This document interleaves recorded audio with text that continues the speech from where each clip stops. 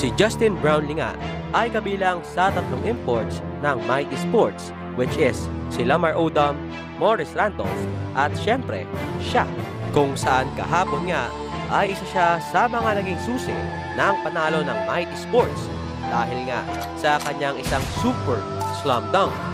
Kaya naman sa ating video, mga ka-B-boy, ay atin nga pong pag-uusapan yan.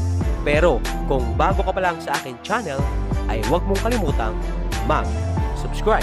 Kahapon nga ay tinalo ng Mighty Sports ang koponahan ng UAE, kung saan tumikada nga si Justin Brownlee ng 18 points, 11 rebounds, and 2 assists. Kung saan sa bandang third quarter nga ng laro, 20 points nga ang kalamangan ng Mighty Sports. Pero pagpasok ng last 4 minutes, naibaba nga ito ng UAE sa siyam na puntos. Kaya naman sa bandang last 1 minute and 57 seconds ng laro, nagpakita nga si Justin Brownlee ng isang super slam dunk upang mabalik ang momentum sa kanilang koponan.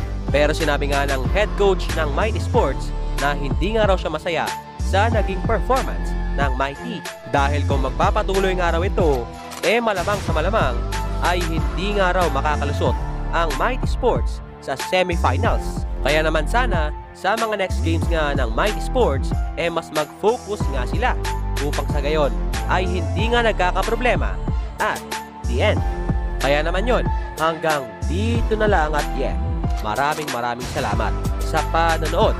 And once again, this is Bob Gamestyle TV saying bye-bye.